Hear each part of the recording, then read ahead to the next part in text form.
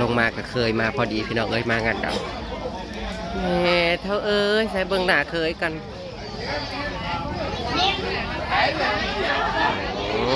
ยายโนนยายนกเคยอะไรเด้อพี่น้องเอ้ยตื่นสายกันมางานดอกอีกสักคนเพื่อนๆได้กลับไปข้าวดาวสวัสดีปีใหม่เด้อพี่น้องเบิร์ดสเกินแก้มตุ้ยโอ้ยกล่องกับโฟกัสเคยทาปลาส้มจ้าแก้มก็ใส่สีตาครับแต่ปาดประตูในจักด้านจะมาลายแต่ก็กลับมายังกูดังกูเนี่ยยังมึกอยู่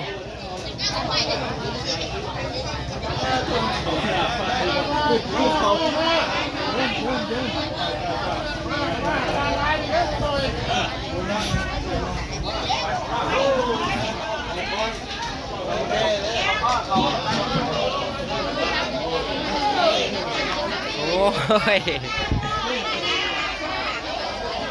ไปตีทางนี้ก็ได้ฮะเห็นได้หน้าเจ้าเพิ่งอื่นเนาะดอกในไต่เนี่ยนะพี่น้องโอ้ยเปิดสาวโหนังด้า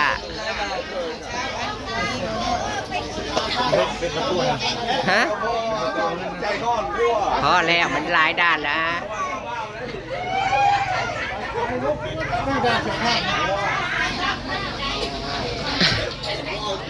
เมื่อคืนในข้าวดาวอยู่ใส่ข้าวดาวอยู่ใส่ที่นี่พูดถึงข้าวดาวไปอ๋อมาแรกจะจริงจะร้องเหรอถ้ากินไม่เอาโอ้ทีแรกก็ว่าจะบ่ไปฮะสวัสดีค่ะนั่งสักกันเฮ้ยจะได้รับได้นอนนั่งโต๊ะนั่งตั้งเลยพูดได้แค่นั้น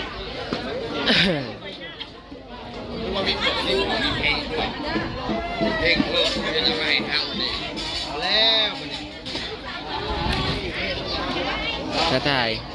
น้ำปลาโอ้แล้วเลยกันสิจะกินปีใหม่กันเลยได้เนี่ยพี่น้องเลยได้แล้วก็จะกินปีใหม่กันเลยได้เนี่ยจูเคยข่าวพักควัน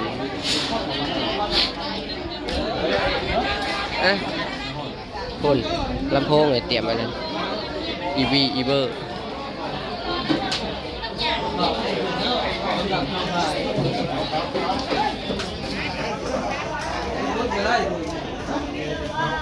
ท่านนี้ก็จะเป็นมังรับแขกนะคะสวัสดีค่ะสบายดีปีใหม่เมื่อสุคนก็ได้รับได้นอนนอนอยู่น้อยนึงคันสิบ่ไปกับเข้าอันนั้นสิบ่ได้เข้าดาวน้ำมูคันบ่ไปก็ได้ไปโรงงานสายปั้นแสบอนเห็นอีนั่นเอาโรงงานใช้ไปนั่งทางไหนทางโฮมบ่ทางปิ้งมาแล้วมึงป้าไปนั่งน้ำปิ้งป่ะปิ้งเอาอีซีแน่บอกกากินข้าวไปดังเลยแต่แข่งเป็นเบิ้งเคยแบบนั้นมีเด็กเสิร์ฟนะเท่าไหร่น้อง300ก็คือถือแถไปถามเมียจะกันวะฮะลุงถามนั่นนี่ไม้ข้อมาเท่าไหร่อยากมีเรื่องบ่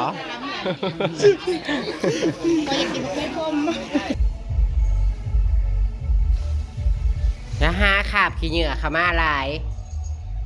เฮ้ยถ้าเอาขี้ดื้อนี่ก็มาแต่ดองพี่น้องเอ้ยก็ไปสิไปบ้านไอ้แก้วต่อจ้าไปซอยงานเพิ่นมานี่ให้ได้นอนนะจ๊ะผู้ซุนเฮือนข้างๆนี่ก็ยังบ่ได้เลิกได้ลาจ้ากินฉลองปีใหม่เลยข้าวดาวแต่เมื่อคืนแล้วก็ฉลองปีใหม่เลยเราไปซื้อเจี๊ยบพี่น้องนั่งอันนี้หัวให้คนบอดจากบาทคันหัวดิคันเนี่ยสิบฝ้าวเนาะ